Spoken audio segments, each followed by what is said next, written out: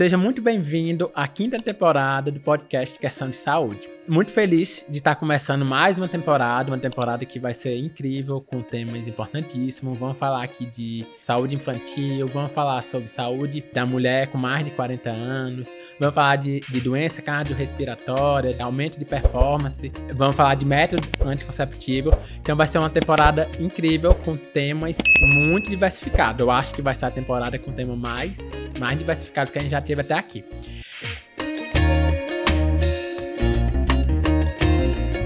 E a gente vai começar ela muito bem, né? Vamos começar aqui com a Ilka, né? A Ilka é pediatra, né? E eu queria que tu se apresentasse pra gente. Tudo bom, Fernando? Primeiro, muito obrigada pelo convite, fiquei muito feliz. Eu sou pediatra, formada na mesma faculdade que você, né? Fomos contemporâneos, estou toda feliz de estar aqui. E fui pela UFC e de tantas escolhas, né? Fui para pediatria, que às vezes eu até evitava pensar em ser pediatra, porque eu gosto muito de criança. Mas foi a escolha mais acertada da minha vida. E eu trabalho com pediatria geral, faço consultório, e é a realização de um grande sonho, ser pediatra e cuidar de famílias, não só de criança. Perfeito, Ilka. Obrigado por ter aceito o convite. E é muito bom, né? A gente vê os profissionais que, em algum momento, né, cruzaram o nosso caminho, né? A gente é contemporâneo, acho que a gente rodou o meu primeiro mês de internato e tu já é perto do último, eu me lembro. Eu lembro tu e o teu marido me ajudaram lá nesse processo, então é muito bom quando a gente encontra novamente, né? E bons profissionais, né, que fica recebendo referência pra gente, isso acaba deixando a gente muito feliz. E dar voz, né, pra esse profissional, que eu acho que é mais importante, e esse é um dos objetivos do podcast Questão de Saúde. Vamos lá, Ilka, começando, certo? No teu consultório, né, eu imagino que uma questão como a obesidade é uma coisa comum de ser lidado, né? É bem comum a gente ver uma criança, se ela tá magrinha, critica, que ela tá muito magra, tem que ganhar peso. Se ela tá com aparência de excesso de peso, também vai criticar ela. Como é que tu consegue lidar com essa dinâmica? Com a família, com os pais? Quando é que tu vê que isso realmente tem algum fator de alerta para aquela criança? O peso é algo super importante na nossa sociedade, né?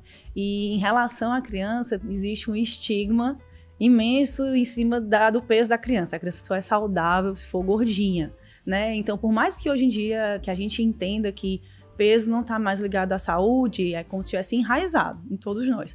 Então, o olhar do pediatra é muito importante nesse momento, desde a gestação, para poder ensinar aos pais que a saúde da criança, ela vem bem antes dela chegar.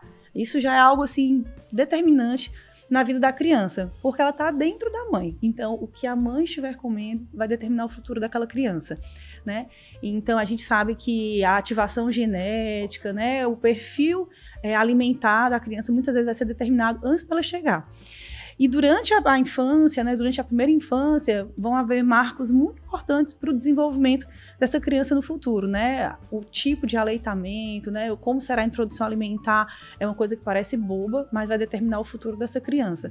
E tem muitas vezes que tem gente que acha assim, mas ele tá magrinho, não tem problema não, vai comer isso aqui só uma vezinha. Mas é lá na frente que a gente vai ver o resultado, né?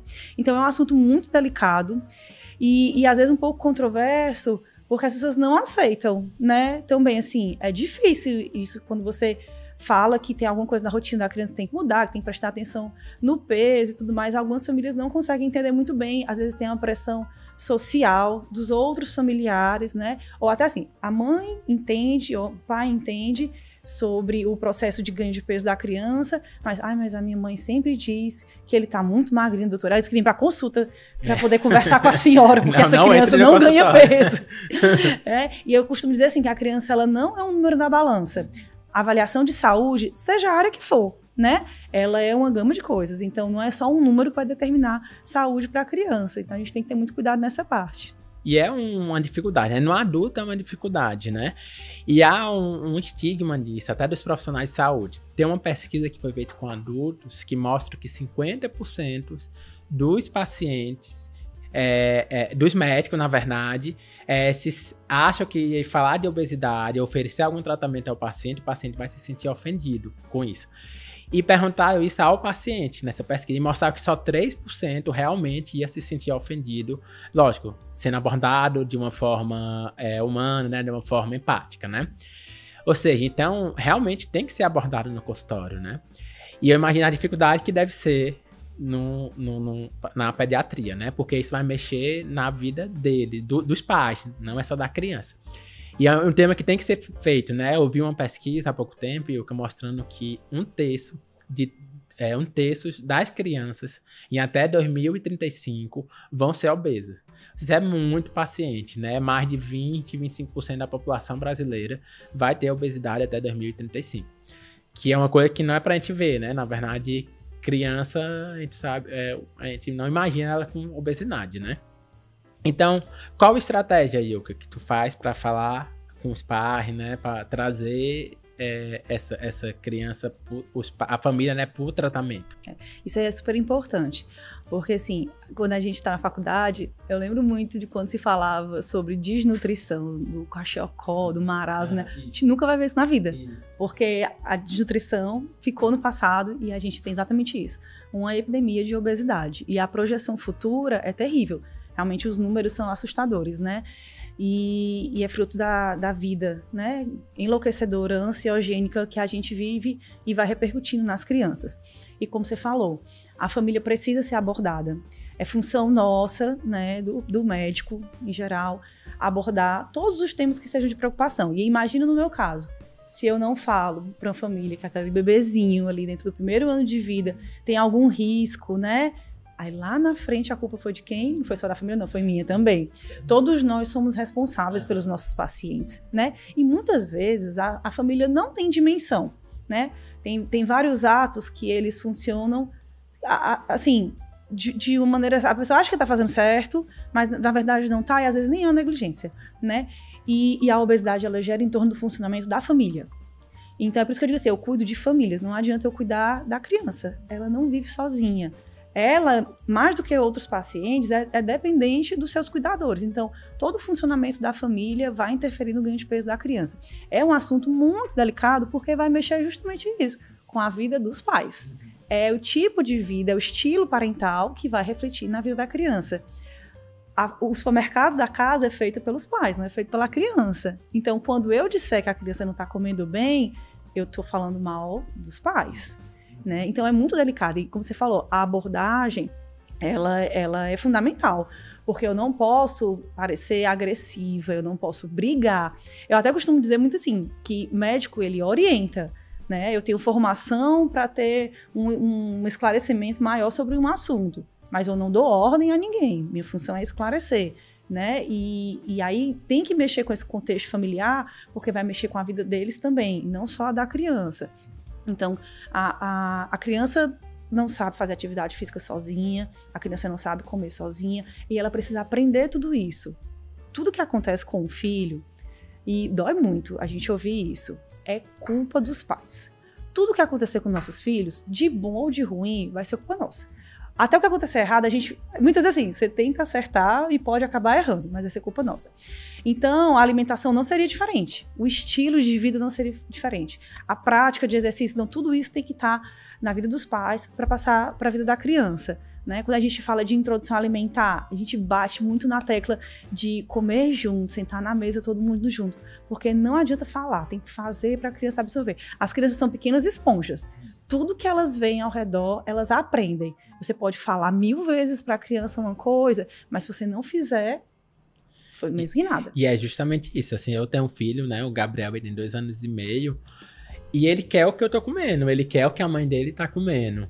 E em nenhum momento ele tá dizendo que isso é fácil. Eu tô passando por... Tu tem 3 filhos, né? Isso. Então vê bem que isso não é fácil. Não é. E eu tive 3 experiências diferentes. Né? Cada filho, ele vem de um jeito. E nós não somos o mesmo pai, a mesma mãe. Tem gente que diz assim, como é que pode 2 crianças tão diferentes, filho do mesmo pai e da mesma mãe? Não somos. Nós temos os mesmos valores. Mas depois que a gente tem um filho, a gente ultrapassa um monte de barreiras, quebra um monte de barreiras, a gente aprende um monte de coisa e a gente evolui. Quando vem o segundo filho, nós somos outras pessoas, com os mesmos valores, mas a gente aprendeu um monte de coisa. E assim vai indo a cada filho. E vão ter novos desafios, porque também é uma outra criança dentro de uma outra dinâmica familiar, né? Então, sempre vai ser difícil, Porque nada na vida vem de mão beijada, nada na vida é fácil. E a criança, ela vem bruta. A gente precisa ensinar. E ensinar dá muito trabalho. E pode ser uma excelente oportunidade, ser um gatilho para aquela família, né? Melhorar a saúde da família. Esse é um ponto-chave. Aquela família que está errada, digamos assim, que tem erros alimentares, né? Que o sedentarismo é uma coisa importante e tudo mais. Às vezes o filho foi o gatilho para aquela pessoa entender. Poxa vida, eu tô fazendo errado. E aí não é só a minha saúde. Vai interferir na do meu filho também. Então eu preciso... Às vezes a pessoa precisa, assim, de um choque de realidade, né? Então eu preciso mudar. Porque se eu não mudar agora, eu vou afetar não só a minha vida, mas a do meu filho também. Né? Tem que parar pra pensar. Agora eu tenho um filho. Eu não posso morrer com 50 anos de um infarto porque eu como errado. Eu tenho um filho para criar. Né? E nós somos exemplos. Então, você falou, o seu filho quer a comida do seu prato. Aí como que você come errado e fica botando o legume no prato dele e fica zangado se ele não comer? Mas não, porque ele não vai comer, você não tá comendo. Eu passo muito por isso, assim, das famílias dizerem, mas lá em casa a gente só come na frente da televisão, a gente gosta de comer deitado na cama, eu gosto de comer bobeira e tal. Eu digo, vai ter que aprender. Vai ter que aprender. Então, assim, não tem... Aí nessa parte eu até brinco dizendo assim, não tem escapatória. Vai comer sem fazer careta, fingindo que é bom pro menino aprender.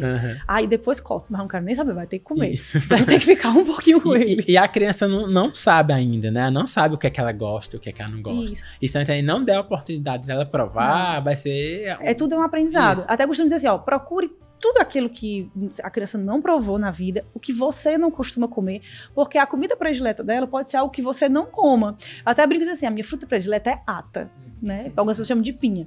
É super difícil de comer, é difícil de dar para uma criança, tem que tirar a carocinho por carocinho. Mas se ninguém nunca tivesse me dado, é super difícil você aprender a comer adulto também, né?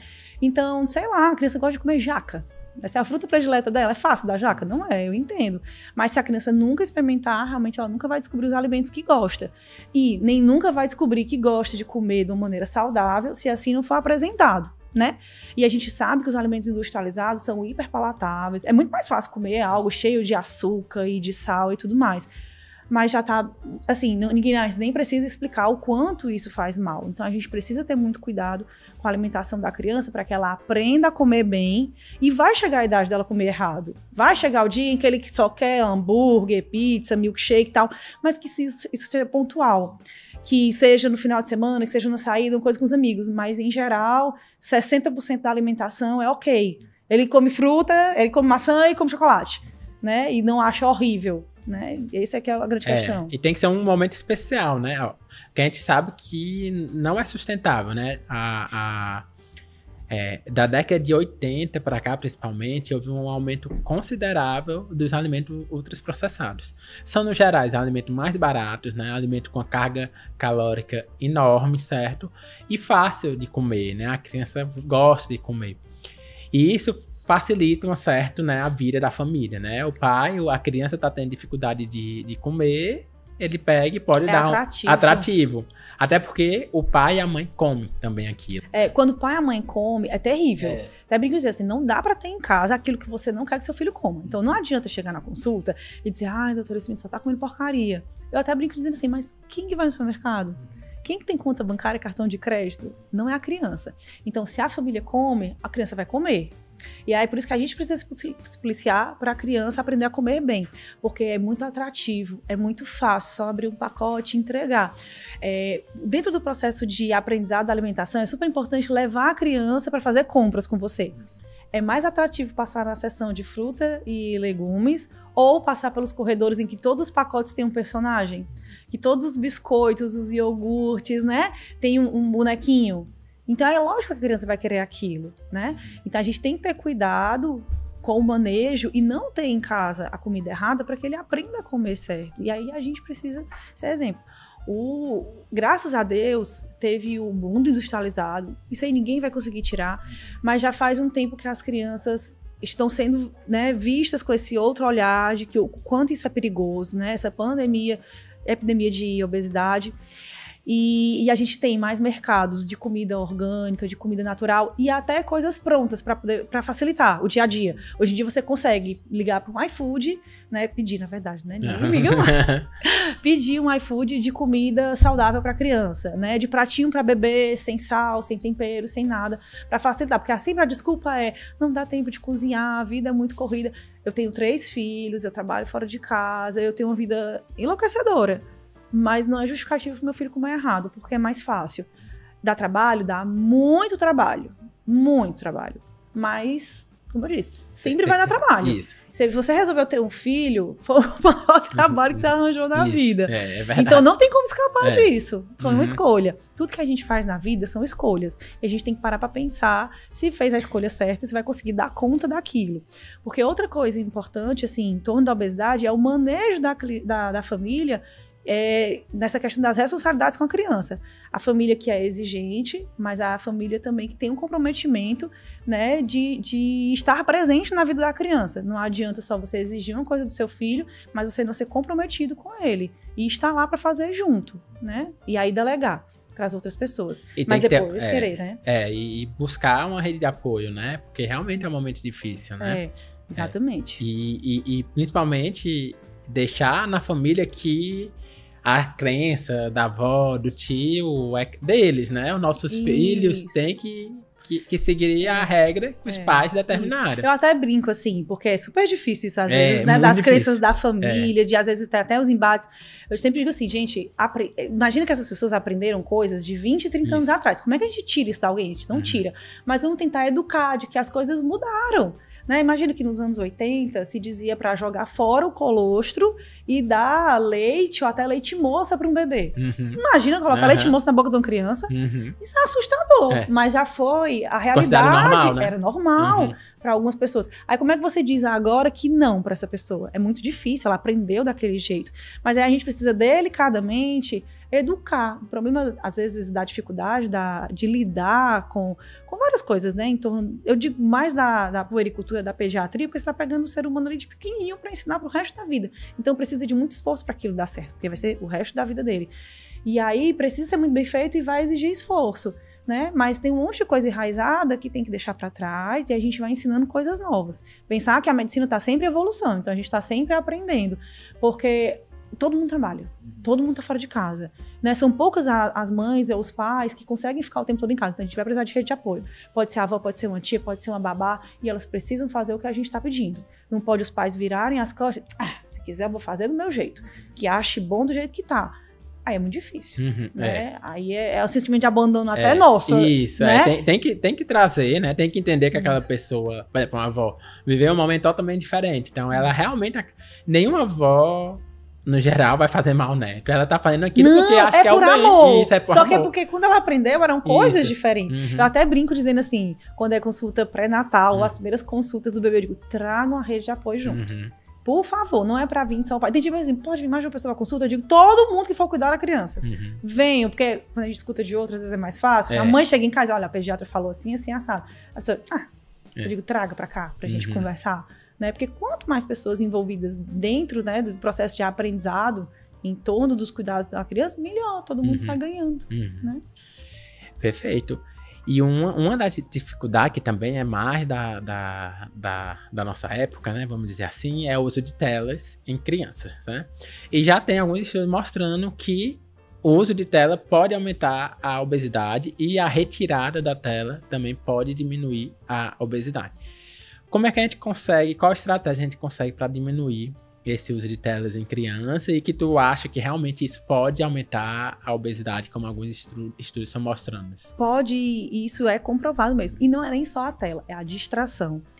Lembra que a criança ela tá aprendendo a comer, né? Com 6 meses, em geral, dependendo do desenvolvimento neurológico da criança, ela vai iniciar a introdução alimentar. Então, ela vai aprender a comer, aprender a se portar na mesa e aprender a se relacionar com o alimento. A gente precisa comer prestando atenção que está mastigando, olhando para o alimento, entendendo aquilo ali.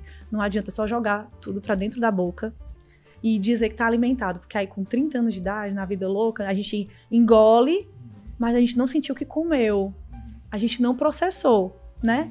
Então, é lá na infância que a gente aprende. Ou então, é lá na infância que a gente aprende o errado, e na vida adulta a gente quer compensar os erros comendo. Mas foi alguém que botou a gente na frente da televisão, que botou um brinquedo. Ah, menina! Pá, enfia a colher na boca da criança. A criança precisa entender que ela está comendo.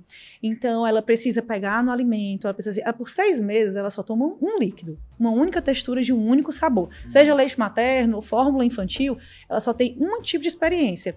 E aí, à medida que o tempo vai passando, ela vai provar diversos alimentos. Se ela não tiver tempo para aprender e se relacionar com aquilo, como é que ela vai dar conta? Né? Então ela não pode ser distraída. A distração tem que ser a comida tem que ser interessante para ela. Se ela ficar numa tela recebendo o alimento, o cérebro dela não processa que ela está comendo. Então realmente aí vem para dentro da boca e o cérebro nem entendeu que ela está saciada. Sabe aquela história que você come bem rápido aí, ai, tô passando mal. Depois você não tá saciado, você não tá, ai, comida gostosa, não, você tá esbarrotado.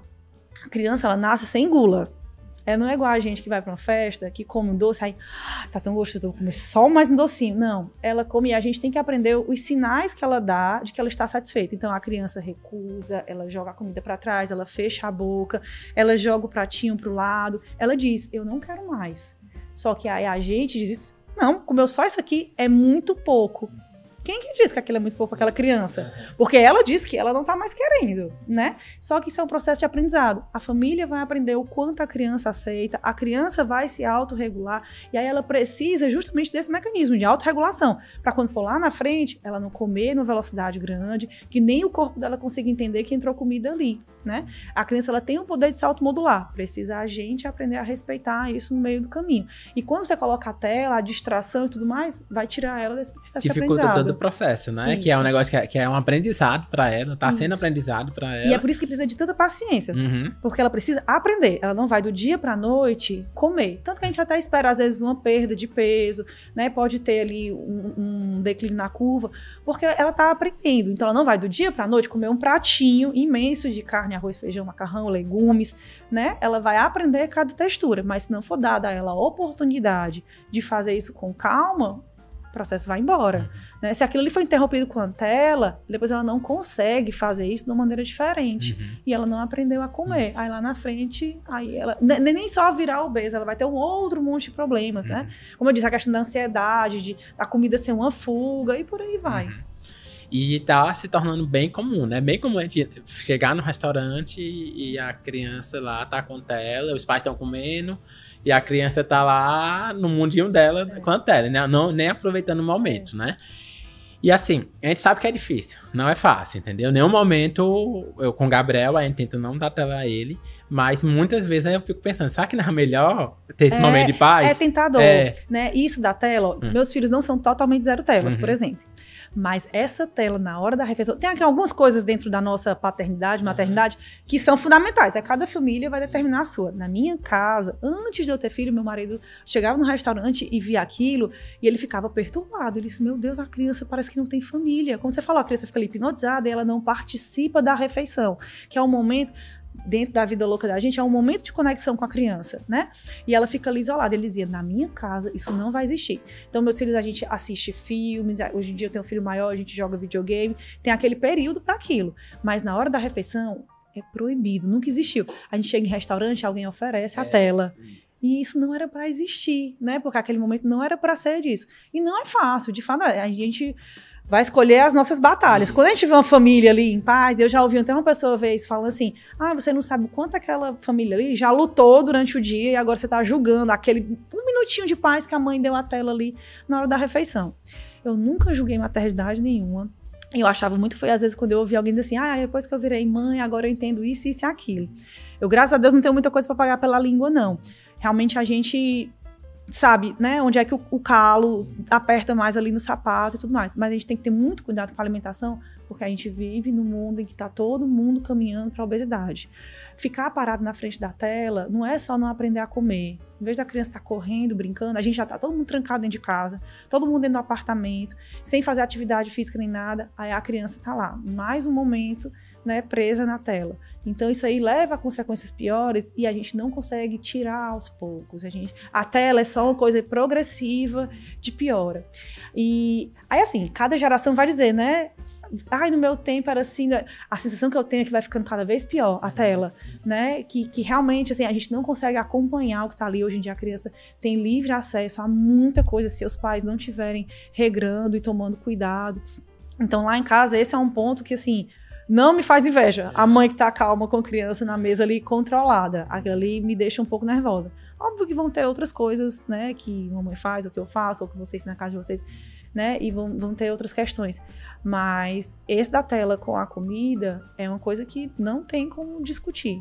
A criança perde aquele momento, né, perde de aprender, perde de estar presente com a família, né, não tem ganho nenhum. E é como tu falou, realmente tela é acumulativa, assim. Não tem negócio de, vou começar e se botar e diminuindo. Não, a criança sempre vai querer mais. Sempre vai querer mais. É instintivo isso. Aí ela come errado, ela não faz atividade, ela não se relaciona com outras crianças, porque ela tá presa dentro da tela. Né? E, Yuka, falando das consequências para a saúde, tanto física como emocional da criança, dessa obesidade. O que é que tu tem a dizer? Essa parte é outra coisa que é muito importante, né? Visto que hoje em dia a gente vive essa coisa do bullying na escola, né? É até um gancho, às vezes, que eu pego, assim, da criança bem pequenininha, você aproveitar para falar daquilo devagarzinho, assim, olha, você não vai querer que mais tarde seu filho escute isso ou aquilo na escola. Eu tenho pacientes, assim, que eu conheço há mais tempo, que eu vivi na escola junto, eu digo, olha, lembra quando tu sofreu, que pegava no teu pé, não, Deus me livre, eu não quero passar, que meu filho passe pelo que eu passei. Eu digo, porque a gente fica, né, sofrendo, fazendo dieta e tudo mais, então a gente tem que prestar atenção no futuro dos filhos da gente, e não começa depois, porque tem gente que pensa assim, não, quando estiver na pré-adolescência, aí a gente vai prestar atenção, vai fazer mais atividade física, vou levar nutricionista para equilibrar a dieta e tal, enquanto é na infância, é quando ele tá aprendendo a comer que precisa fazer tudo isso, né, a gente tem que entender que o futuro depende do comecinho, né? Então, assim, a quantidade de jovens hipertensos, diabéticos, né? Que não era pra gente ver, né? Tantas mocinhas na adolescência sofrendo. Aí, exatamente, passa até da questão só física de saúde para entrar na parte emocional. Quantas pessoas que às vezes não conseguem se relacionar muito bem porque a autoestima é baixa, né? Porque não seguem o padrão de beleza. E tudo isso a gente precisa trabalhar com os filhos da gente, né? E se a gente não trabalhar isso desde pequenininho, vai ter uma consequência importante no futuro. E o que é tão grave da obesidade infantil, primeiro, né? Que fisiologicamente, certo, existe uma tendência a ser um pouco mais fácil diminuir a obesidade infantil do que quando no adulto, né? O metabolismo da criança é totalmente diferente, muito mais intenso, tá em crescimento. Então é muito mais difícil quando chega na idade adulta. E um dos problemas da obesidade infantil é porque a obesidade sabe que é uma doença que ela pode desenvolver várias outras doenças, como tu falou, pressão alta, diabetes. Então o paciente é obeso desde criança, então ele vai ter mais tempo com aquele fator de risco, que é a obesidade. Então, é aquele paciente que com 20 e 30 anos vai ter doenças de idoso, né? Não era pra ter aparecido, né? Muita gente não entende, eu até falo às vezes assim, se matasse, era ótimo, mas vai sequelando de pouquinho. Então, assim, era pra você apresentar hipertensão com 50 anos de idade e ter chance de infartar ou ter um AVC, você pode ter isso na vida de adulto jovem, né? O diabetes cega, acaba com o rim, te leva para diálise, né, para perda de membros. Então, não mata, mas vai acabando a tua vida, né, aos poucos. Eu trabalho em hospital também, uma vez eu estava com um paciente que tinha tido AVC e estava comentando com uma outra mãe, ela disse, criança com AVC? Eu disse, sim, todas as doenças que existem nos adultos podem acontecer nas crianças. Ela, mas como assim? Não é coisa de criança. Eu digo, não existe essa coisa de criança. O problema é a criança que está deixando de viver a infância como era para ter sido, aí doenças realmente que não são de criança aparecendo, né, na infância, no adulto jovem e tudo mais, que são preveníveis. E esse é o grande problema. Doença que é prevenível é absurdo a gente ver, né? Dói muito você ver um adulto jovem tomando antipertensivo, né, com algum problema mais grave, tomando insulina, porque diminui muito a qualidade de vida. Você sair para algum lugar, você vai fazer uma viagem, tem que levar uma farmácia porque você é como se fosse um velho. Né? Você tem que procurar onde é o hospital mais próximo do hotel que você vai ficar, porque se você tiver um piripaque, você tem que saber para onde correr. Né? Tem horário para tomar remédio, porque senão pode passar mal. É muito ruim, a qualidade de vida é muito ruim. Fora, às vezes, pequenas limitações da vida que não era para acontecer na vida do idoso e não no adulto jovem. Né? E aí foi culpa nossa. De novo, foi culpa dos pais. Foi culpa dos pais, isso. Que não cuidaram, que antes Que não ficaram com cuidava. pena. Isso. Que quiseram, mas só uma vezinha, dar um docinho. E esse só um pouquinho, né, do final de semana, vai virando um todo dia. Aí a história do cuidador. Quando o cuidador vê o pai fazendo uma coisa e a mãe, ele acha que pode fazer também. Isso. Então, quando você dá um doce ali pro seu filho, aí alguém vai lá e dá também. Né? E Então vai abrindo margem. E tem vezes que o pai ou a mãe deu naquele momento específico É. e ele acha que. E só que a babá ou o cuidador Entendeu que pode. entendeu que pode. Tá liberado. E acaba sendo isso, né? Até porque se fosse uma coisa bem específica, o pai e a mãe tinham que conversar com a criança, né? Isso. Explicar o que tá comendo, por que tá comendo, Isso. né? Que aquilo é uma coisa específica. É, porque você não vai conseguir proibir o seu filho de ter contato com essas coisas. Porque ele vai pra escola e aprende. Ele vai pra festa dos amiguinhos e aprende. Por isso que precisa aprender em casa. E com a conversa, você consegue fazer com que a criança entenda. É porque a criança não entende de imediato. E às vezes essa é a dificuldade. Tudo você tem que falar 1000 vezes pra criança entender? Tem que falar 1000 vezes pra criança entender. Então, meu filho tem 7 anos. E outra coisa importante, assim, não é só a família. É tudo ao redor da criança. Na escola, também é preciso a gente conversar. Porque o lanche da escola vai mexer na vida das crianças. Meu filho não come bobeira na semana. Mas ele diz, mamãe, tem coleguinha que traz doce pra escola, que traz M&M pra escola, que traz Nutella pra escola. Aí eu disse, mas tá certo? Aí ele, não tá. E é muito doce. Então, pra ele é uma coisa errada. Porque ele cresceu entendendo que aquilo... Ele come doce no final de semana, mas ele não come todo dia. Precisa ele comer todo dia? Não. Entendeu? Então, aquilo ali tá errado. Mas é ruim ele ver que aquilo existe. Por mais que ele esteja entendendo que tá errado... Tem outras crianças da turma dele que talvez não tenham uma mãe lá dizendo o tempo todo que não pode, e vai aprendendo. Aí na sexta-feira parece que eles podem trocar lanches. Aí tem sempre uma que leva para os outros. Eu digo, a mãe das outras, será que sabe que os filhos estão consumindo doce na escola? Então a escola também tem que estar presente nisso, né? Porque a saúde da criança vai ultrapassar as paredes de casa. E precisa todo mundo estar envolvido nisso, né? Até assim, a prevenção da obesidade na infância não é só dentro de casa. Tem que ser em todos os âmbitos em que a criança convive, né? E a responsabilidade de todo mundo. A gente às vezes pensa que não, mas é. E a responsabilidade da escola é enorme, né? Porque Quando quando a criança vive em comunidade lá, com criança, com idade parecida com aquela, aparentemente vai se tornar mais fácil fazer determinadas regras, né? Como a criança copia, o outro vai copiar o que estão com as outras crianças ao redor. Então, nesse momento, realmente, que a gente vê alguns colégios dando uma comida que não seria adequada para aquela idade, é muito ruim, né? Porque ele perde uma oportunidade incrível de estar ensinando em comunidade ali, o que poderia ajudar, inclusive, em casa, né? Isso. E não é difícil de resolver. Às vezes parece que é difícil, mas não é. A escola pode sim ter o poder de dizer que é proibido entrar na escola alimento X ou Y, que é proibido estar no lanche da escola isso ou aquilo.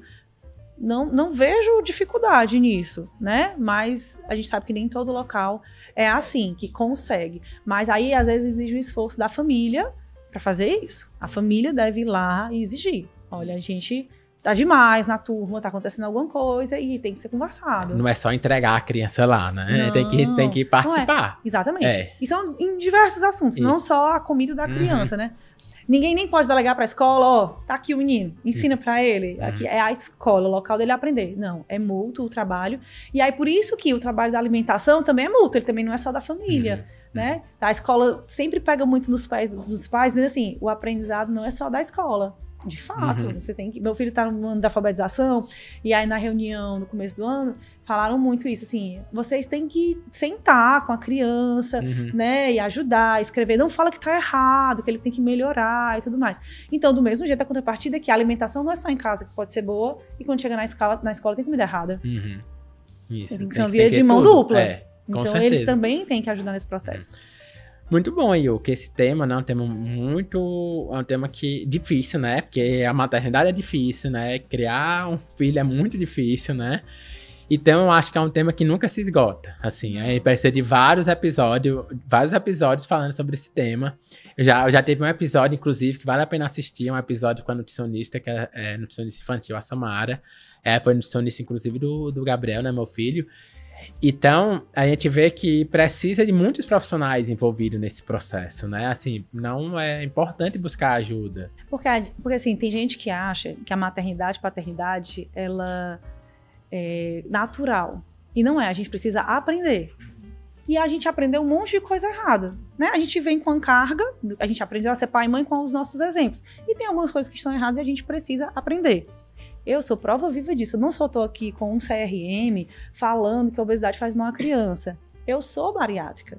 Então, quando eu virei mãe, quer dizer, na verdade, antes de virar mãe, para mim foi assustador a ideia de pensar de ter um filho obeso. Então, na minha casa, nunca existiu comida errada, desregrada, né? Então, a gente tinha um cuidado muito grande com a alimentação das crianças, porque a gente já tinha passado por um monte de coisa. Eu disse, eu não quero que meu filho, com 30 e poucos anos, faça uma cirurgia bariátrica que nem eu. Eu quero que o futuro dele seja outro. Então, assim, eu não queria que ele aprendesse do jeito que eu aprendi, digamos assim, né? E essa é a história, assim, o remédio para abrir o apetite que eu tomei quando era criança, não abriu meu apetite, não me fez engordar quando era criancinha, mas me fez uma bariátrica com 30 anos de idade. Então, a vida da gente, às vezes, não é ali de imediato, na infância vai mudar. Deixa o bichinho comer chocolate, o bicho é bem magrinho, não tem problema não. Mas lá na frente vai voltar. Perfeito. É, tipo, eu sou cirurgião bariátrico, mas o paciente, o ideal é que ele não chegue a fazer uma cirurgia. Cirurgia é um tratamento que a gente faz. A gente só faz o tratamento porque existe a doença. Então é muito melhor, não tem nem dúvida, de não existir a doença, no caso, a obesidade. Então, por isso que se torna tão importante ainda esses episódios, né? Que a gente fala dessa primeira infância, né? Da educação que deve ser dado para evitar isso, né? Que realmente prevenir é muito melhor do que qualquer outro motivo. E assim, a pediatria, ela basicamente vive disso, de prevenção. A gente tem uma medicina, hoje em dia, muito emergencista. A gente quer ir para o médico quando a gente está doente. Mas para a criança é primordial a prevenção. A gente precisa prevenir que o nosso filho é a doença. Eu lembro do amigo dizendo, mas para que levar a criança? Tá bem, para que vai levar para o médico? Eu digo, para continuar bem, tu quer que teu filho é a doença para tu precisar levar para o médico? Então a criança está no maior período de desenvolvimento da vida. Se não for visto ali de pertinho, uma hora a gente se perde e aí depois é muito mais difícil tratar, cuidar, né, do que se tivesse sido algo precoce, né, diagnosticado. Perfeito, Yuka, muito bom. Aprendi muito hoje, né? Usar aqui pra minha vida também, né? Que tô passando por esses dilemas, né? Com meu filho. Yuka, e como é que... E deixa uma mensagem final pro nossos ouvintes. Ai, que difícil.